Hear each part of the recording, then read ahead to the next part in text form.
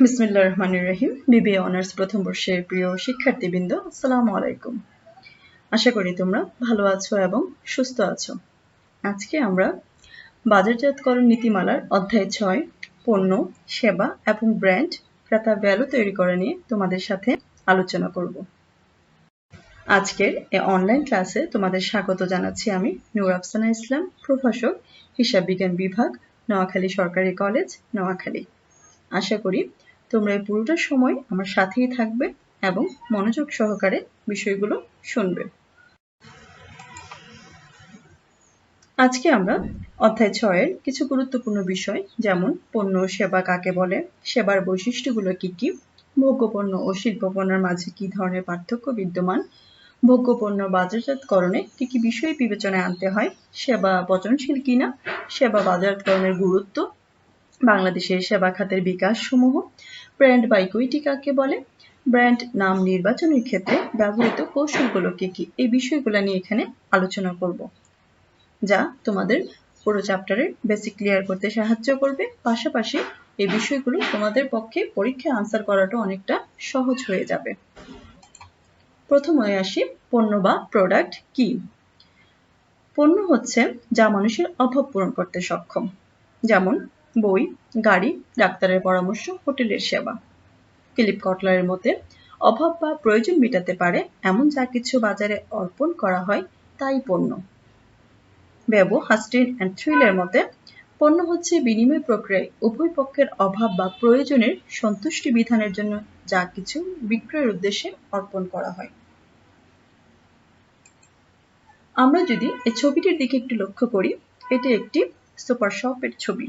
এখানে পণ্যকে সারিবদ্ধভাবে সাজিয়ে রাখা হয়েছে যা মানুষের অভাব বা প্রয়োজন মেটাতে সক্ষম এবং এগুলো বিক্রয়ের উদ্দেশ্যে এখানে সারিবদ্ধভাবে সাজানো রয়েছে।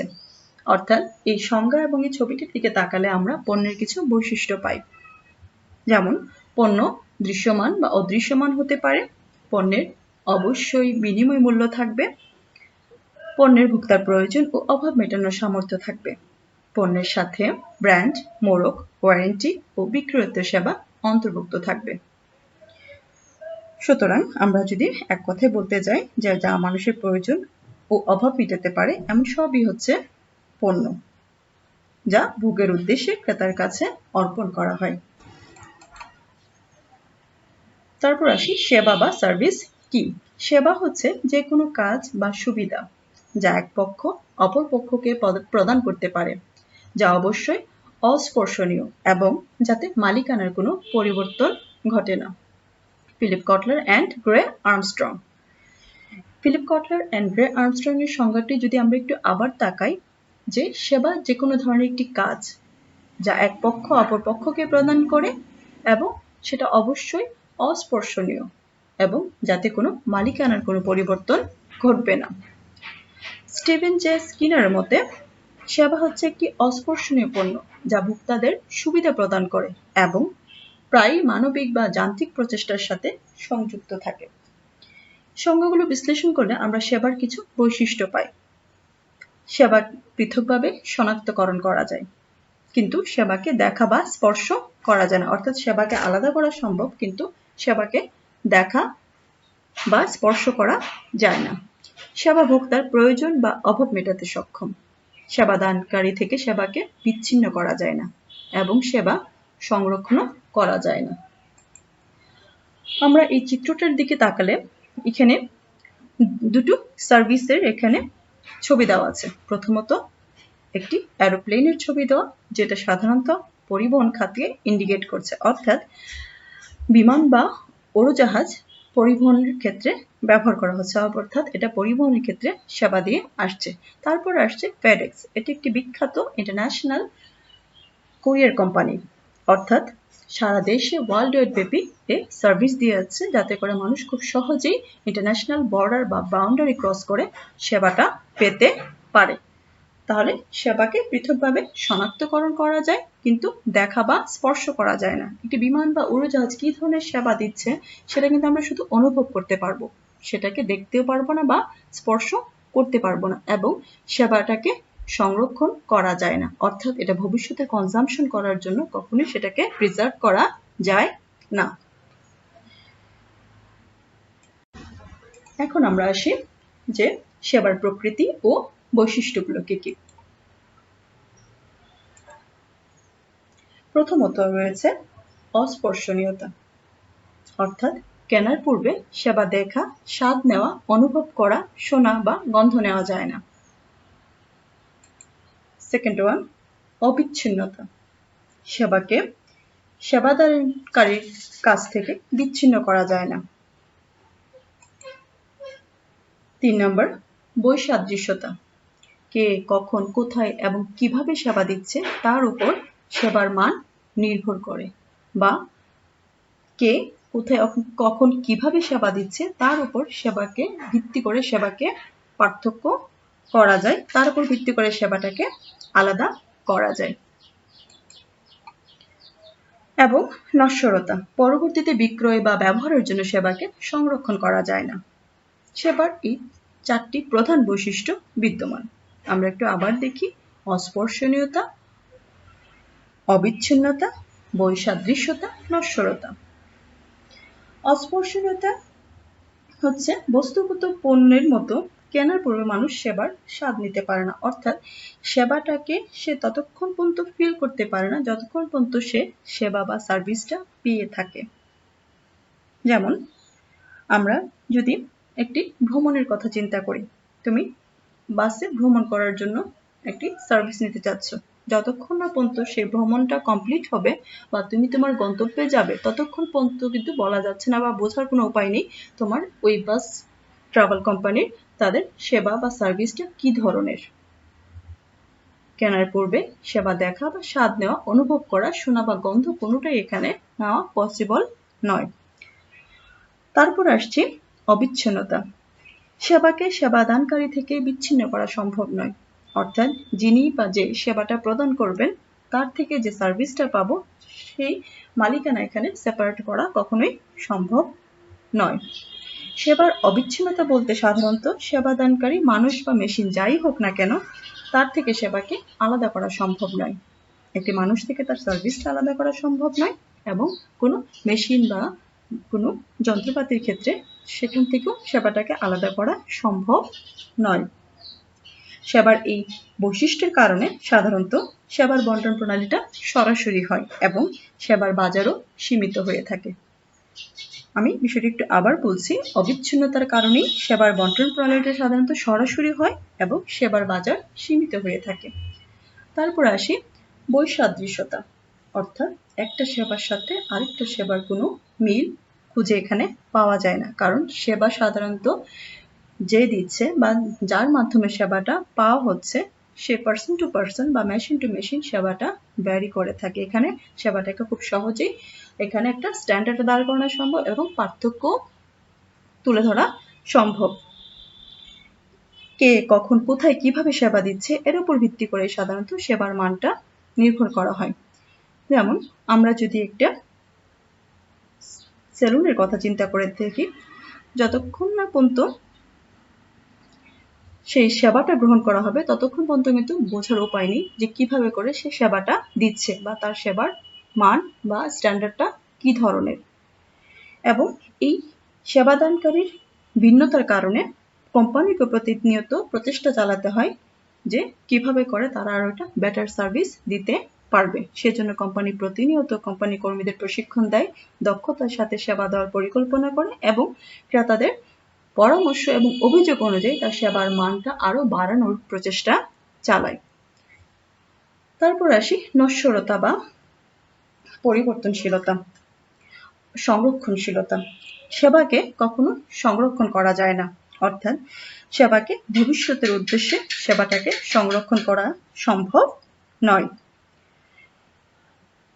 পরবর্তী বিক্রয় বা ব্যবহার উদ্দেশ্য সেটাকে সংরক্ষণ করা সম্ভব নয়।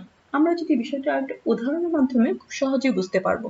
যেমন আমরা কোনো অকেশন উপলক্ষে সাধারণত দেখি পরিবহন খাতগুলোতে সাধারণত সিটের পরিমাণ বাড়ানো হয়ে থাকে। নর্মাল সময় পরিবহন খাতগুলোতে অনেক ধরনের আসন থাকে, কিন্তু যখন কোনো আসন এখানে খালি যায় তখন কিন্তু সেটাকে সংরক্ষণ করার উপায় এখানে নেই। অর্থাৎ যখন তুমি যেই সময় ভ্রমণ করবে ওই সময় যদি সেই বাস বা সেই পরিবহন খাতটা সেটা যে কোনো কিছুই হতে পারে, যে কোনো ধরনের ট্রান্সপোর্ট হতে পারে, তার যে আসনগুলো আছে সেগুলো যদি সবগুলো ফুলফিল না হয় তাহলে সেই যে বাকি যে খালি আসনগুলো রয়েছে সেই আসনগুলোর জন্য কখনোই সে কি করতে পারে না, পূর্ণভাবে সেটা পরবর্তীতে সংরক্ষণ করে রাখতে পারে না। তার যতটুকু যদি 50 সিটের মাঝে তার যদি 30 সিট ফিল আপ হয়ে যায় তাহলে সে শুধু 30 সিটেরই এখানে বেনিফিটটা নিতে পারে। তার যে এই বাকি 20টা আসন সংরক্ষিত রয়ে গেল সেগুলো সে ভবিষ্যতে ব্যবহারের জন্য এখানে প্রিজার্ভ করে রাখতে পারে না। অর্থাৎ সেবা এক্ষেত্রে সংরক্ষণ করা যায় না। যখন যে সার্ভিসটা সেটা তখনই সেটাকে কনজিউম বা ভোগ করতে হয়। সুতরাং এই নশ্বরতার বৈশিষ্ট্যের কারণে বাজারকারীকে কয়েকটি কাজ করতে হয় বা কয়েকটি কৌশল এখানে অবলম্বন করতে হয়। প্রথমত হচ্ছে দক্ষতার সাথে চাহিদা ও যোগানের মাঝে একটা সমন্বয় বিধান করতে হয়। দ্বিতীয়ত হচ্ছে মন্দ মৌসুম বা যখন তার সিজনটা ভালো যায় না ওই সময় মূল্যটা কমিয়ে গ্রাহককে আকৃষ্ট করার চেষ্টা করে। এবং তৃতীয়ত হচ্ছে পিক আওয়ার, যা সেই সময় সেবার চাহিদা সর্বোচ্চ পর্যায়ে থাকে ওই সময় সে পার্ট টাইম কর্মী নিয়োগ করে সর্বোচ্চ সেবা দেওয়ার চেষ্টা করে থাকে, কারণ যেহেতু সেবাটাকে সংরক্ষণ করা এখানে সম্ভব নয়। এখন আসি ভোগপণ্য ও শিল্প পণ্যের মধ্যে কি কি ধরনের পার্থক্য বিদ্যমান। প্রথমত আসি সংজ্ঞাগত বিশ্লেষণ। ভোগ্যপণ্য বা কনজিউমার প্রোডাক্টস গুলো ব্যক্তিগত বা পারিবারিক ভোগের জন্য ভোগ্যপণ্য ক্রয় করা হয়, আর উৎপাদন, পুনঃপ্রক্রিয়াকরণ বা ব্যবসায়িক কাজের জন্য শিল্পপণ্য ক্রয় করা হয়। ভোগ্যপণ্য শুধুমাত্র ব্যক্তিগত ও পারিবারিক ভোগের জন্য ক্রয় করা হয়, আর পুনরায় উৎপাদন বা ব্যবসায়িক কাজের জন্য শিল্পপণ্য উৎপাদন করা হয়। ক্রেতা সাধারণত খুব অল্প পরিমাণে ভোগ্যপণ্য ক্রয় করে, আর শিল্পপণ্য ভোক্তা বৃহৎ পরিমাণে ক্রয় করে থাকে। সেই ভোগ্যপণ্যের চাহিদা ব্যবহারকারীদের উপর নির্ভরশীল। ভোক্তার ব্যক্তিগত প্রয়োজন দেখা দিলে পণ্যের চাহিদা অ্যারাইজ হয়, আদারওয়াইজ সেখানে কোনো চাহিদার উদ্ভব হয় না। কিন্তু শিল্প পণ্যের চাহিদা উৎপাদিত পণ্যের উপর প্রতিনিয়ত নির্ভরশীল এবং সেটা প্রতিনিয়ত বাড়তেই থাকে যদি তার ব্যবসায়িক লেনদেনের পরিমাণও বাড়ে। একক প্রতি মূল্য কম হয় ও ক্রয়ের আকার সাধারণত অল্প পরিমাণে হয়। অন্যদিকে শিল্প পণ্যের লেনদেনে বেশি টাকার প্রয়োজন হয়, অর্থাৎ এখানে অধিক পরিমাণে লেনদেন সংঘটিত হয়। ভোগ্যপণ্যের ক্ষেত্রে ক্রেতারা সারা দেশব্যাপী অবস্থান করে বিধায় বন্টন প্রণালী সাধারণত দীর্ঘ হয়। আমরা সাধারণত এজন্যই দেখি গ্রোসারি শপ থেকে শুরু করে সবকিছু ভোক্তার দ্বারগোড়ায় পৌঁছে দেওয়া হয়। আর শিল্প পণ্যের ক্ষেত্রে ক্রেতারা কেন্দ্রীভূত থাকে বিধায় বন্টন প্রণালী সাধারণত সংক্ষিপ্ত হয়। ভোগ্যপণ্যের ক্রেতার সংখ্যা স্বাভাবিকভাবে বেশি থাকে এবং শিল্প পণ্যের ক্রেতার সংখ্যা তুলনামূলকভাবে কম থাকে। তাহলে আমরা এই বিষয়গুলো থেকে খুব সহজেই ভোগ্যপণ্য ও শিল্প পণ্যটাকে আলাদা করতে পারি। এখন আসি ভোগ্যপণ্য বাজারজাতকরণে বিবেচ্য বিষয়সমূহ কি কি। অর্থাৎ ভোগ্যপণ্য বাজারজাতকরণ করার ক্ষেত্রে একজন বিক্রেতাকে কি কি ধরনের বিষয় বিবেচনায় আনতে হয়। প্রথমত যে বিষয়টা বিক্রেতাকে চিন্তা করতে হয় সেটা হচ্ছে তার দোকানের অবস্থান। দোকানের অবস্থানটা কোথায়, অর্থাৎ তার দোকানের অবস্থানের পাশাপাশি কি কি ধরনের ভোক্তার অবস্থান রয়েছে বা এখানে ভোক্তার সংখ্যা কম না বেশি। স্বাভাবিকভাবে দোকানের অবস্থান যদি একটি ঘনবসতিপূর্ণ এলাকা হয় ভোগ্যপণ্য বাজারজাতকরণ কৌশলটা এক ধরনের হবে, আর যদি সেটা কম ঘনবসতিপূর্ণ বা কোনো পাহাড়ি এলাকায় দোকানের অবস্থানটা হয় স্বাভাবিকভাবে সেটার চাহিদাটাও আরেক ধরনের হবে। দৈনন্দিন জীবন ধারণের জন্য ভোগ্যপণ্যের প্রয়োজন, তাই সাধারণত জনবহুল স্থানে লোকালয়ের কাছে বা পাড়া বা মহল্লায় সাধারণত ভোগ্যপণ্যের দোকান হয়ে থাকে। তারপর আসছি বন্টন প্রণালী। ভোগ্যপণ্যের ক্রেতারা সারা দেশে ছড়িয়ে ছিটিয়ে অবস্থান করে, এর জন্য বন্টন প্রণালীটা সাধারণত দীর্ঘ হয়ে থাকে। তারপর আসছে নিয়মিত সরবরাহ। ভোগ্যপণ্য ভোক্তাদের ব্যক্তিগত ও পারিবারিক ভোগের জন্য নিয়মিতভাবে সরবরাহ করতে হয়, কারণ তার এটা ডেইলি নেসেসারি নিডস, অর্থাৎ দৈনন্দিন জীবনে তার এটা প্রয়োজন। সো দৈনন্দিন জীবনের প্রয়োজন থাকে বিধায় পণ্যগুলোকে নিয়মিত ভোক্তাদের চাহিদা অনুযায়ী সরবরাহ করতে হয়। ক্রেতার আয়। ক্রেতার আয় তার ভোগের জন্যই ব্যয় করা হয়। সাধারণত অধিকাংশ অংশই ক্রেতা সেটা তার ভোগের জন্য ব্যয় করে থাকে। আয় পরিবর্তনশীল হলে ক্রেতার পণ্য ক্রয়েরও পরিবর্তন হয়। তাই কোন অঞ্চলের মানুষ বা তাদের আয় সবকিছুই সাধারণত এখানে বিবেচনায় আনতে হয়। অর্থাৎ ক্রেতার আয় কি এবং সেই অঞ্চলের মানুষের কি ধরনের পণ্য ক্রয় বিক্রয় মানে কেনাকাটা তারা করে থাকে, এই বিষয়টা এখানে অবশ্যই বিবেচনায় আনতে হয়। তারপর আসছে প্রসার হাতিয়ার, চাহিদার প্রকৃতি, ক্রয় আচরণ, পণ্যের সাথে পণ্যের তুলনা। প্রসার হাতিয়ার খুবই গুরুত্বপূর্ণ একটা বিষয়। অর্থাৎ এখানে আমি যখন ক্রেতার কাছে পণ্য নিয়ে যাব, তার কাছে পণ্য নিয়ে যাওয়ার ক্ষেত্রে সে আমার পণ্য সম্পর্কে কতটুকু জানতে পারছে, তার চাহিদার প্রকৃতিটা আমাকে আগে সার্ভে করতে হচ্ছে। সার্ভে করার ফলে কিন্তু আমি ক্রেতার ক্রয় আচরণটা বুঝতে পারছি, সহজে করে সেখানে বাজারজাতকরণ কৌশল অ্যাপ্লাই করতে পারছি। তারপর আসছে পণ্যের তুলনা। অর্থাৎ ভোক্তা অনেক সময় ভোগ্যপণ্য ক্রয় করার সময় বিভিন্ন ব্র্যান্ডের সাথে তুলনা করে দেখতে চায়। বিক্রেতা তাই দোকানে বিভিন্ন ব্র্যান্ডের পণ্য রাখতে হয়। তারপরে আসছে ফ্যাশনের প্রভাব, খুবই গুরুত্বপূর্ণ একটা বিষয়। মানুষ যুগের সাথে সাথে তার চাহিদারও পরিবর্তন হয়। পরিবর্তনশীল সময়ের সাথে সবকিছুই চেঞ্জ হয় এবং মানুষ স্বভাবতই নিত্য নতুন বিষয়ের প্রতি, জিনিসের প্রতি তার আগ্রহ জন্মায়। স্বাভাবিকভাবেই ভোগ্যপণ্য বাজারজাতকরণের ক্ষেত্রে ফ্যাশন একটি গুরুত্বপূর্ণ ভূমিকা পালন করে থাকে। যেগুলো প্রচলিত নয়, যেগুলো অবসোলিউট প্রোডাক্ট বা অপ্রচলিত পণ্য হয়ে গেছে, সেগুলো স্বাভাবিকভাবে ক্রেতা ওরকম ভাবে ধরতে পারে না, ফলে সেখানে বাজারটা সীমিত হয়ে যায়। বিক্রয় কেন্দ্রের সংখ্যা, অর্থাৎ এক্ষেত্রে দেখতে হবে যে ভোগ্যপণ্যের বিক্রয় কেন্দ্রের সংখ্যা যত বেশি হবে ততই ভোক্তার কাছাকাছি যাওয়া যায়, এতে ভোক্তা খুব সহজে এখান থেকে পণ্য কিনতে পারে। তারপর আসছে বিক্রয়োত্তর সেবা, ব্র্যান্ড এবং মৌখিকরণ। বিক্রয়োত্তর সেবা খুবই গুরুত্বপূর্ণ একটি বিষয়। অর্থাৎ একটা পণ্য বিক্রয় করার পরে ভোক্তা কি ধরনের সার্ভিস এখান থেকে পেতে পারবে। আমরা এখানে দুইটি বিষয় এখানে দেখে থাকি, একটি হচ্ছে গ্যারান্টি, আরেকটি হচ্ছে ওয়ারেন্টি। গ্যারান্টি সাধারণত পণ্যের মান নিশ্চিত করে থাকে এবং সবচেয়ে বেশি ইউজ হয় সেটা ইলেকট্রনিক্স পণ্যের ক্ষেত্রে। আর ওয়ারেন্টি হচ্ছে সাধারণত গ্যারান্টিতে পণ্য যদি নষ্ট হয় বা পণ্য ত্রুটিপূর্ণ হয়, সেক্ষেত্রে তোমাকে নতুন পণ্য দেওয়া হবে, কিন্তু ওয়ারেন্টি শুধুমাত্র পণ্যের ত্রুটিটা সারিয়ে দেবে। এখানে কোনো নতুন পণ্য আমাকে এখানে দেওয়া হয় না, ত্রুটিটা সারিয়ে দেয় এবং যে সেই পণ্যের মানটা এখানে জাস্ট ত্রুটিটা সারিয়ে দেয় এবং তার জন্য আমাকে পেও করতে হয়, কিন্তু তারা তাদের ব্যবস্থাপনায় সেটা সারিয়ে দেওয়ার নিশ্চয়তা দেয়, তাই হচ্ছে ওয়ারেন্টি। সুতরাং এই গ্যারান্টি, ওয়ারেন্টি এগুলো হচ্ছে সাধারণত বিক্রয়োত্তর সেবা। এই বিষয়গুলো ভোগ্যপণ্য বাজারজাতকরণে খুবই বিবেচনায় আনতে হয়। ক্রেতারা নতুবা স্বাভাবিকভাবে ভোগ্যপণ্যর ক্ষেত্রে তার কোনো ব্র্যান্ডের প্রতি তার আগ্রহ হারিয়ে ফেলে। কোন ধরনের কোম্পানি কি ধরনের বিক্রয়োত্তর সেবা দিচ্ছে, এই প্রত্যেকটা বিষয় এখানে বিবেচনায় এনে ভোগ্যপণ্যের বাজারটাকে বিস্তৃতি ঘটানো হয়ে থাকে। তারপর আসি সেবা পচনশীল কিনা বা সেবাকে ভবিষ্যতের জন্য সংরক্ষণ করা যায় কিনা।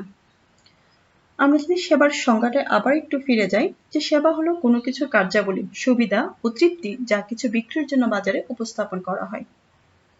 এখন সেবার পচনশীলতা বা নশ্বরতা বা অবিনাশশীলতা বলতে যা বোঝায়, অর্থাৎ সেবা যে পচনশীল সেটা হচ্ছে সেবা হচ্ছে ক্ষণস্থায়ী।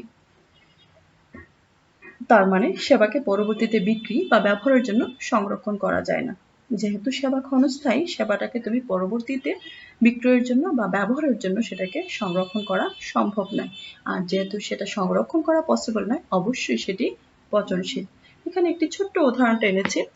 ধরো তুমি একটি বিমানের পাইলট, এখন তোমার বিমানের আজকে ফ্লাইটে কিছু সিট খালি যাচ্ছে, তাহলে তুমি এই সিটের ভাড়া কখনোই পাবে না। কারণ কি, যখন যেই ট্রিপটা যায় সেই ট্রিপটার জন্য আমি সেই সিট বা আসনগুলোকে কখনোই ব্যবহার করতে পারবো না। যেটা ফুলফিল হয়ে যাচ্ছে শুধুমাত্র সেটাই আমার প্রফিট, আর যেটা খালি যাচ্ছে সেটা অবশ্যই আমার জন্য একটা লস অবশ্যই। এবং এটাই হচ্ছে সেবার পচনশীলতা। অর্থাৎ এই সেবাটাকে সংরক্ষণ করা যাচ্ছে না, যে এখন এই ট্রিপটাতে খালি যাচ্ছে, পরবর্তী ট্রিপে আমি সেটা অবশ্যই সংরক্ষণ করে নিয়ে যেতে পারবো না। অর্থাৎ সেবার মান সবসময় পরিবর্তনশীল। তাহলে সেবা অবশ্যই পচনশীল, কারণ সেবার ব্যবহার হলো পরবর্তীতে সংরক্ষণ করা যায় না এবং সেবা হচ্ছে ক্ষণস্থায়ী। এই বিষয়গুলো অবশ্যই মাথায় রাখতে হবে। তারপর আসি যে সেবা বাজারজাতকরণের গুরুত্ব, অর্থাৎ সেবা আমি কেন বাজারজাতকরণ করব। প্রথমত আসে কর্মসংস্থানের সুযোগ বৃদ্ধি।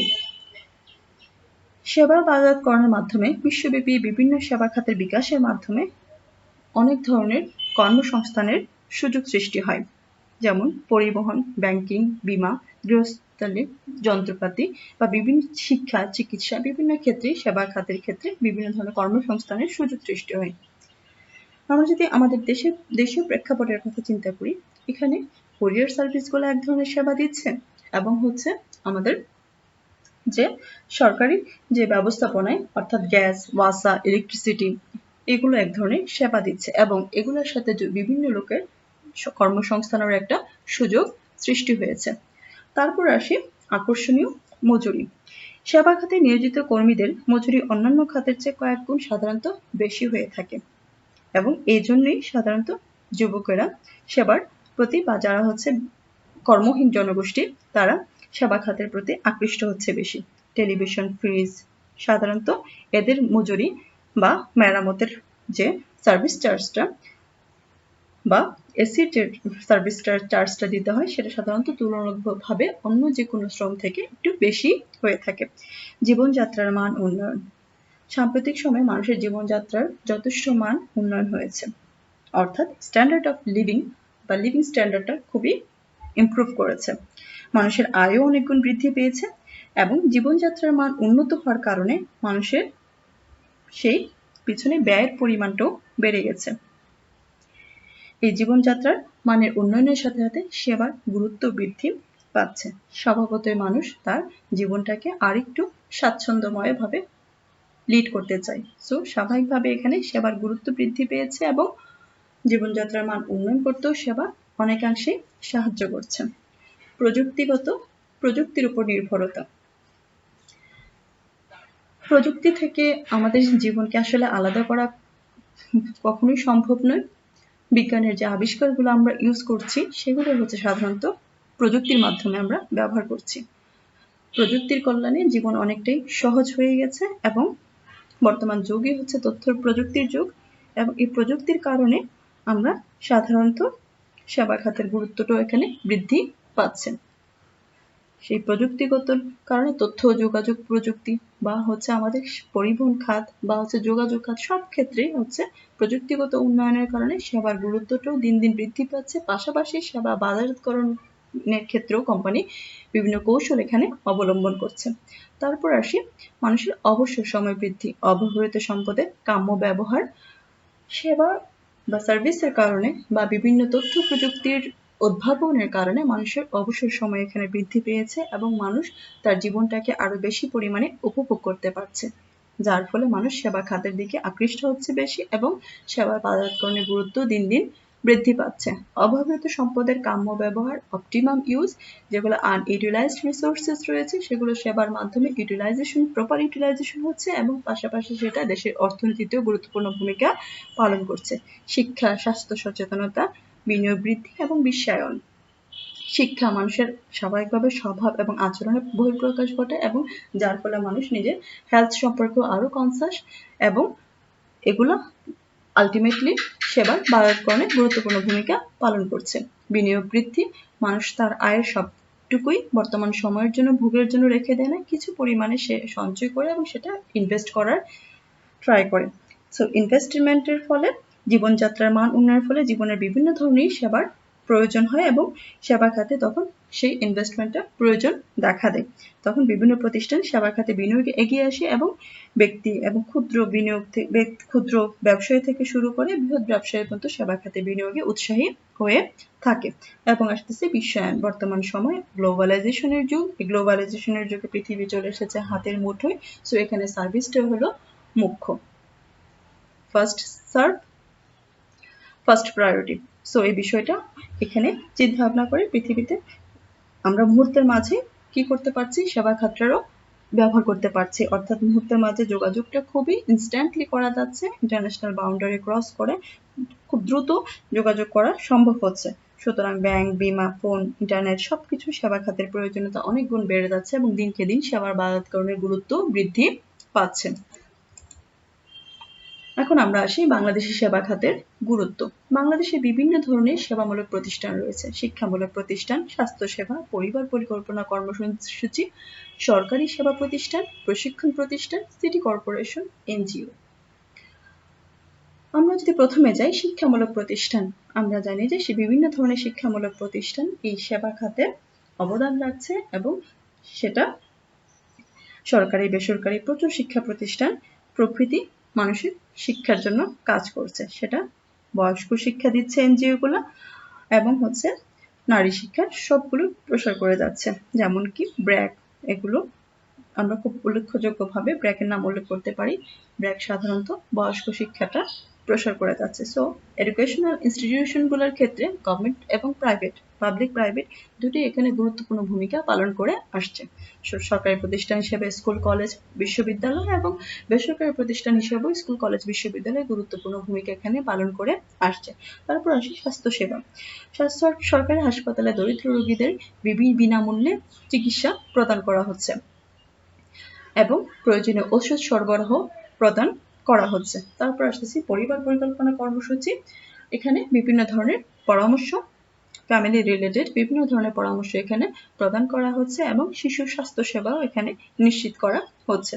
সরকারি সেবা প্রতিষ্ঠান, বিভিন্ন গভর্নমেন্ট অর্গানাইজেশনগুলো যেমন ডাক বিভাগ, টিএনটি, ওয়াসা, এগুলো সাধারণত আমাদের নিত্য নতুন ভাবে সেবা দিয়ে যাওয়ার চেষ্টা করছে। বিভিন্ন ধরনের প্রশিক্ষণ প্রতিষ্ঠান, যেমন সবচেয়ে উল্লেখযোগ্য প্রশিক্ষণ প্রতিষ্ঠান হচ্ছে যুব উন্নয়ন কর্মসংস্থান, যুব উন্নয়ন অধিদপ্তর যুবকদেরকে বিভিন্ন ধরনের প্রশিক্ষণের মাধ্যমে তাদেরকে আত্মনির্ভরশীল করে তোলার ব্যাপারে প্রতিনিয়ত প্রচেষ্টা চালিয়ে যাচ্ছে। তারপর আসছি সিটি কর্পোরেশন। সিটি কর্পোরেশনে বিভিন্ন ধরনের সেবা দিয়ে আসছে বাংলাদেশের প্রেক্ষাপটে, যেমন পরিষ্কার পরিচ্ছন্নতা অভিযান, মশক নিধন কর্মসূচি বা ড্রেনেজ সিস্টেম, আরো বিভিন্ন ধরনের সেবা এখানে সিটি কর্পোরেশন গুলো দিয়ে আসতেছে। তারপর আসতেছে এনজিও। এনজিও একটি দেশের আর্থসামাজিক উন্নয়নে যথেষ্ট ভূমিকা পালন করছে, যেমন আশা, ব্র্যাক, বিভিন্ন ধরনের এনজিও কাজ করছে। তারপর আসছে পরিবহন খাত, যোগাযোগ খাত। পরিবহন খাত কথা আমরা শুরুতেই বলে আসছি, বিভিন্ন ধরনের ট্রান্সপোর্টেশন সিস্টেম এবং কমিউনিকেশন সেক্টর গুলা, যেগুলো দিয়ে আমরা খুব সহজেই যোগাযোগটা করতে পারছি, টেলিফোন, টেলেক্স, ইন্টারনেট, ফ্যাক্স এবং সবচেয়ে উল্লেখযোগ্য হচ্ছে মোবাইল ফোন। মোবাইল ফোনের মাধ্যমে আমরা এই ডিজিটাল যুগে মুহূর্তের মাধ্যমে কমিউনিকেট করতে পারছি। তারপরে রয়েছে আর্থিক খাত, ব্যাংক, বীমা, বিভিন্ন ধরনের আর্থিক প্রতিষ্ঠান দ্রুত বিকশিত হচ্ছে এবং দেশের মানুষকে দক্ষতার সাথে সেবা দিয়ে যাচ্ছে। পর্যটন ও বিনোদন কেন্দ্রগুলো, পর্যটন কেন্দ্র এবং বিনোদন কেন্দ্রগুলো মানুষের রিক্রিয়েশনের জন্য, মানুষের শান্তি ও বিনোদনের জন্য প্রতিনিয়ত কাজ করে যাচ্ছে। এক্ষেত্রে আমরা সবচেয়ে উল্লেখযোগ্য যে আমাদের পর্যটন এরিয়াগুলো, সেটা হচ্ছে কক্সবাজার ট্যুরিজম গুলো বা আমাদের যদি হিল ট্রেকস গুলোর কথা চিন্তা করি, এগুলো খুব দক্ষতার সাথে মানুষকে রিক্রিয়েশনের জন্য তাদের সেবাটা দিয়ে আসছে। বা বিভিন্ন মাদক বিরোধী কর্মসূচি, বাংলাদেশের আবাসন প্রকল্পগুলো এবং ব্যবসায় ও পেশাগত সেবা। মাদক বিরোধী বিভিন্ন কর্মসূচির মাধ্যমে দেশের সামাজিক অবস্থাটা, সামাজিক অবক্ষয় যাতে না হয় সে বিষয়টা স্থিতিশীল রাখার চেষ্টা করা হচ্ছে এবং আবাসন প্রকল্পগুলোতে বিভিন্ন হাউজিং স্টেট গুলা দেশের মানুষের বিভিন্ন ধরনের পরামর্শ দিচ্ছে, ফ্ল্যাট, মোটেল, বাড়ি, বিভিন্ন ধরনের সেবা এখানে দিয়ে যাচ্ছে এবং সম্প্রতি অসংখ্য হাউজিং কোম্পানি আমাদের দেশে গড়ে উঠেছে। তারপর আসছে ব্যবসায় ও পেশাগত সেবা। ব্যবসায় ও পেশাগত সেবার ক্ষেত্রে আমরা খুব প্রফেশনাল দুইটা ইনস্টিটিউটের উল্লেখ করতে পারি। প্রথমত হচ্ছে এগুলো আমাদের দেশে বিভিন্ন সময়ে সেবার সম্প্রসারণে সাহায্য করছে, যে পরামর্শ দিচ্ছে, হিসাব নিরীক্ষার কাজ করছে এবং বাজার গবেষণা ও বিজ্ঞাপনী সংস্থার ক্ষেত্রেও প্রভৃতি সেবা দিয়ে আসছে। এক্ষেত্রে আমরা আইসিএম এর কথা যদি চিন্তা করি এবং বিভিন্ন এড ফার্ম গুলা এবং যে বিভিন্ন অডিটিং ক্ষেত্রে তারা বিভিন্ন ধরনের পরামর্শ দিয়ে আসছে এবং দেশের সেবা খাত সম্প্রসারণও যথেষ্ট অবদান রাখছে। এছাড়া বাংলাদেশে আরো বিভিন্ন ধরনের সার্ভিস সেক্টর রয়েছে, যেমন মেরামত সেবা, ফ্রিজ, এসি, টেলিভিশন এরা সার্ভিস রিপেয়ার করে দিচ্ছে, বা police, day care centre, community centre, home service সুবিধাগুলা, বা আঞ্জুমান মফিদুল ইসলাম এর হয়তো বা আমাদের মুনাফার বিনিময়ে নয়, কিন্তু সেবার উদ্দেশ্যই শুধুমাত্র নিয়ে এখানে সেবা দান করে আসছে। সুতরাং বাংলাদেশের সেবার আইডিয়াটা নিত্য নতুন ভাবে বিকশিত হচ্ছে এবং মানুষকে নিত্য নতুন ভাবে আরো কিভাবে দক্ষতার সাথে সেবা দেওয়া যায় সেই বিষয়ে নিত্য নতুন করছে। এখন আমরা আসি ব্র্যান্ড ইকুইটি কাকে বলে। Brand equity refers to the value of A brand name, অর্থাৎ ব্র্যান্ড ইকুইটি বলতে একটি ব্র্যান্ডের ভ্যালুকে বোঝায়। ব্র্যান্ড ইকুইটি হচ্ছে সকল কোম্পানি ও ব্র্যান্ডের নামের একটি ভ্যালু। অর্থাৎ হেনরি অ্যাসেলের এই সংখ্যাটা যদি আমরা একটু বিশ্লেষণ করি, যে brand equity refers to the value of A brand name, একটি ইকুইটি বলতে একটি ব্র্যান্ডের ভ্যালুকে বোঝায়। ভ্যালুর মাধ্যমে কিভাবে করে সেটা একটি ব্র্যান্ডে রূপান্তরিত হয়, অর্থাৎ তার দিয়ে আমি কি ধরনের সুফলটা পেতে পারি। ব্র্যান্ড ইকুইটির কিছু বৈশিষ্ট্য পাই, যেমন ব্র্যান্ড ইকুইটি হচ্ছে একটি ব্র্যান্ডের ভাবমূর্তি বা সুনাম। ব্র্যান্ডকে প্রতিযোগিতামূলক সুবিধা প্রদান করে। ব্র্যান্ডকে নকল করা যায় না এবং একই ব্র্যান্ড নামে নতুন পণ্য বাজারে ছাড়া সহজ হয়। অর্থাৎ ব্র্যান্ড ইকুইটির মাধ্যমে একটি কোম্পানি মার্কেটে তার ভ্যালু বা ইমেজ ক্রিয়েট করতে সাহায্য করে, যেটা তাকে একটি প্রতিযোগিতামূলক সুবিধা প্রদান করে এবং একটি কোম্পানি আরেকটি কোম্পানির ব্র্যান্ডকে নকল করতে পারে না এবং একটি কোম্পানি তার একই ব্র্যান্ড নামে অনেক ধরনের পণ্য বাজারে ছাড়তে পারে। এক্ষেত্রে সবচেয়ে বেস্ট এক্সাম্পল হচ্ছে আমাদের দেশে ইউনিলিভার ব্রাদার্স। তারা একটি খুব আস্থার সাথে, সুনামের সাথে, দক্ষতার সাথে তাদের নিত্য নতুন পণ্য একই ব্র্যান্ডের নামে মার্কেটে ছেড়ে যাচ্ছে। সো ব্র্যান্ড ইকুইটির ফলে ব্যবসা প্রতিষ্ঠান তার সে ভাবমূর্তি বা সুনামের মাধ্যমে খুব প্রতিযোগিতা টিকিয়ে খুব দক্ষতার সাথে এখানে ব্যবসাটা টিকিয়ে রাখতে তার সক্ষম হয় এবং পাশাপাশি প্রতিযোগীদের এখানে মোকাবেলা করা সম্ভব হয়ে থাকে। ব্র্যান্ড বা নাম নির্বাচনের ক্ষেত্রে কি কি কৌশল একটি কোম্পানি ব্যবহার করে থাকে? ব্র্যান্ড বা নাম নির্বাচনের ক্ষেত্রে এখানে দুইটি বিষয় একটি কোম্পানির ক্ষেত্রে কাজ করে। একটা হচ্ছে ব্র্যান্ড ইকুইটি এন্ড হচ্ছে শক্তিশালী ব্র্যান্ড উন্নয়ন, আর the second stage is brand management. প্রশ্নটাকে আমরা দুই ভাগে ভাগ করছি। একটা হচ্ছে ব্র্যান্ড ইকুইটি, শক্তিশালী ব্র্যান্ড উন্নয়ন, ব্র্যান্ড ইকুইটি ও শক্তিশালী ব্র্যান্ড উন্নয়ন, এন্ড থার্ড ওয়ান ইজ হচ্ছে ব্র্যান্ড ম্যানেজমেন্ট। তাহলে প্রথমে যে বিষয়টা দেখি, ব্র্যান্ড ইকুইটি।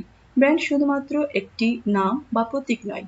ব্র্যান্ড দিয়ে সাধারণত ভোক্তা পণ্যটাকে চিনে থাকে। একটি শক্তিশালী ব্র্যান্ডের ইকুইটিও উচ্চ হয়ে থাকে, তাই ভোক্তাদের অনেক প্রতিযোগিতামূলক সুবিধাও এখানে প্রদান করে থাকে। ব্র্যান্ড ইকুইটি বা শক্তিশালী ব্র্যান্ড সম্পর্কে ক্রেতারা অনেক বেশি অনুগত থাকে। কোম্পানি খুব সহজে একই নামে অনেক পণ্য ছাড়তে পারে এবং ব্র্যান্ড ইকুইটি প্রতিযোগী সাধারণত নকল করতে পারে না। এখন আসি শক্তিশালী ব্র্যান্ড উন্নয়ন। শক্তিশালী ব্র্যান্ড উন্নয়নের ক্ষেত্রে চারটা বিষয় এখানে বিবেচনায় আনতে হয়। প্রথমত হচ্ছে ব্র্যান্ডের অবস্থান গ্রহণ, ব্র্যান্ড নির্বাচন, ব্র্যান্ড পৃষ্ঠপোষকতা, ব্র্যান্ড উন্নয়ন। ব্র্যান্ডের অবস্থান গ্রহণের ক্ষেত্রে ব্র্যান্ড কি কি ধরনের গুণাবলী, সুবিধা, বিশ্বাস ও এখানে জনগণের মাঝে কি বিশ্বাস ও মূল্যবোধ এখানে ক্রিয়েট করছে। অর্থাৎ ব্র্যান্ডের অবস্থানের ক্ষেত্রে একটি পণ্যের গুণাবলী কাজ করতে পারে। পণ্য কি কি ধরনের গুণাবলী এখানে ক্রেতাকে ধরতে পারছে, কি কি সুবিধা বা বেনিফিট দিচ্ছে এবং সেই সুবিধা অনুযায়ী ক্রেতার মনে কি ধরনের বিশ্বাস ও মূল্যবোধ জাগ্রত হচ্ছে সেই ব্র্যান্ডের প্রতি তার কি ধরনের আস্থা কাজ করছে। তারপর আসতেছে ব্র্যান্ড নির্বাচন সুরক্ষা। অর্থাৎ ব্র্যান্ড নির্বাচনের ক্ষেত্রে কতগুলো বিষয় খেয়াল রাখতে হবে। ব্র্যান্ডের সুবিধা ও মান, ব্র্যান্ডের সহজবোধ্যতা এবং ব্র্যান্ডের স্বতন্ত্রতা। ব্র্যান্ডের ক্ষেত্রে ব্র্যান্ড নামটি এমন হবে যা পণ্যের সুবিধা ও মান সম্পর্কে ক্রেতাকে সহজে ধারণা দিতে পারে। অর্থাৎ যেমন আমরা সুবিধা ও মান সম্পর্কে যেতে পারি, একটা ইনসেক্টের ক্ষেত্রে একটা স্প্রে যে বিষয়টা কাজ করবে, হিউম্যানের ক্ষেত্রে ডিসইনফেক্টেন্টটা সে ধরনের গুণাবলীটা বৈশিষ্ট্যটা ক্যারি করবে না। অর্থাৎ ব্র্যান্ড নির্বাচনের ক্ষেত্রে এই মান এবং সুবিধাটা ভোক্তাদেরকে দিতে হবে। তারপর আসছে কি সহজবোধ্যতা। ব্র্যান্ডটি এমন হবে যাতে সেটাকে সহজেই চিহ্নিত করা সম্ভব, যেমন লাক্স, সনি। এই বিষয়গুলো এখানে নির্বাচনের ক্ষেত্রে খেয়াল রাখতে হবে। তারপর আসছে স্বতন্ত্রতা, অর্থাৎ একটা ব্র্যান্ড থেকে আরেকটা ব্র্যান্ডকে খুব সহজেই আলাদা করা সম্ভব। ব্র্যান্ড পৃষ্ঠপোষকতা। ব্র্যান্ড পৃষ্ঠপোষকতার ক্ষেত্রে চারটি বিষয় এখানে খেয়াল রাখতে হবে। জাতীয় ব্র্যান্ড বনাম হচ্ছে দোকানের ব্র্যান্ডগুলো, যেটা আমাদের ন্যাশনাল ব্র্যান্ড বা দোকানের নিজস্ব কোনো ব্র্যান্ড এখানে কাজ করে কিনা। অর্থাৎ উৎপাদনকারী যখন নিজে ব্র্যান্ড উদ্ভাবন করে, মালিকানা লাভ করে এবং নিজের পণ্য ওই ব্র্যান্ড নামে বাজারজাতকরণ করে, তখন সেটা উৎপাদনকারীর ব্র্যান্ড বলা হয়। অর্থাৎ সেই ব্র্যান্ডের প্যাটেন্ট বা সত্যটা শুধুমাত্র তার জন্যই রিজার্ভ করা থাকে, যেমন IBM, সনি। আর যখন অন্যদিকে পাইকার, খুচরা বিক্রেতা বা পুনর্বিক্রেতা যখন কোনো ব্র্যান্ড তৈরি করে, মালিকানা লাভ করে, তখন তাকে দোকান ব্র্যান্ড বলে, যেমন ওয়ালমার্ট। তারপর আসছে লাইসেন্সিং। ব্র্যান্ডের ক্ষেত্রে অবশ্যই লাইসেন্সিং এর বিষয়টা খুবই গুরুত্বপূর্ণ বিষয়। একটা কোম্পানি নিজে উৎপাদন না করেও সেটা লাইসেন্সের মাধ্যমে একমাত্র সেটার ব্র্যান্ডিং করতে পারে। যেমন আব্দুল মনিম কোম্পানির কথা যদি আমরা চিন্তা করে থাকি, তারা কোকা-কোলা একটি পানীয়, কোমল পানীয় ড্রিঙ্কস, সেটা তারা প্রডিউস করছে না, কিন্তু তারা শুধুমাত্র লাইসেন্সিং এর মাধ্যমে সেটাকে বাজারজাতকরণ করছে। তার আগে তাবানি বেভারেজ সেটা বাজারজাতকরণ করতো, কিন্তু 2010 সালে তাবানি বেভারেজ বন্ধ হয়ে যাওয়ার সেটার লাইসেন্সিংটা আব্দুল মোনেম কোম্পানি সেটা নিয়ে নেয়। সো ব্র্যান্ডের ক্ষেত্রে দেখা যাচ্ছে যে একটি কোম্পানি আরেকটি কোম্পানি খুব সহজেই লাইসেন্সিং এর মাধ্যমে সেই ব্র্যান্ডটা ইউজ করতে পারছে। তারপর আসছে যৌথ ব্র্যান্ডিং। যৌথ ব্র্যান্ডিং হয় যখন দুটি ভিন্ন কোম্পানি, সাধারণত দুটি ভিন্ন কোম্পানি দুটি প্রতিষ্ঠিত ব্র্যান্ড ব্যবহার করে। অর্থাৎ দুটি ব্র্যান্ড একত্রে কোনো নতুন তৈরি বাজার বা বাজারজাতকরণ করে, তখন সেটা যৌথ ব্র্যান্ডিং হয়। যৌথ ব্র্যান্ডিং হচ্ছে দুটি ভিন্ন কোম্পানি কর্তৃক একই পণ্যের প্রতিষ্ঠিত ব্র্যান্ড নাম ব্যবহারের একটি বিষয়। দুটি কোম্পানি ভিন্ন থাকবে, কিন্তু তারা একই নামে সেটাকে মিলে যৌথ ব্র্যান্ডিং এর মাধ্যমে সেটা প্রচার করার চেষ্টা করে থাকে। তারপর আসছি ব্র্যান্ড উন্নয়ন। ব্র্যান্ড উন্নয়নের ক্ষেত্রে কোম্পানির সামনে কয়েকটি বিকল্প থাকে, যেমন সারি বর্ধিতকরণ, ব্র্যান্ড বর্ধিতকরণ, নতুন ব্র্যান্ড বা বহু ব্র্যান্ড। এই বিকল্পগুলো চুজের মাধ্যমে সাধারণত ব্র্যান্ড উন্নয়ন করে থাকে। তারপর লাস্টে আসি ব্র্যান্ড ব্যবস্থাপনা। ব্র্যান্ড ব্যবস্থাপনার ক্ষেত্রে একটি কোম্পানিকে যোগাযোগ, ব্র্যান্ড অভিজ্ঞতা, ক্রেতা কেন্দ্রিকতা, টিম ওয়ার্ক, নিরীক্ষা এবং পুনঃ ব্র্যান্ডিং এই বিষয়গুলোর ক্ষেত্রে খেয়াল রাখতে হয়। যেমন যোগাযোগের ক্ষেত্রে ক্রেতার সাথে ব্র্যান্ডের কি ধরনের কমিউনিকেশন বিদ্যমান। তারপর আসতেছে ক্রেতা কেন্দ্রিকতা, অর্থাৎ কাস্টমার ওরিয়েন্টেড হতে হবে, এবং অবশ্যই একটা টিম ওয়ার্কের মাধ্যমে পুনঃনিরীক্ষা এবং অডিটিং এর মাধ্যমে যেটার সাথে পুনরায় ব্র্যান্ডিং করে ক্রেতার কাছে পৌঁছে দেওয়া সম্ভব।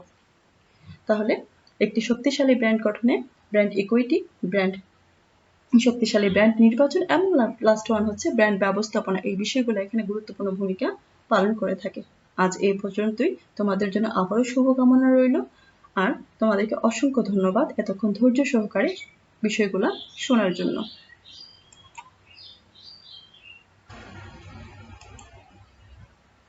ভালো থেকো সবাই।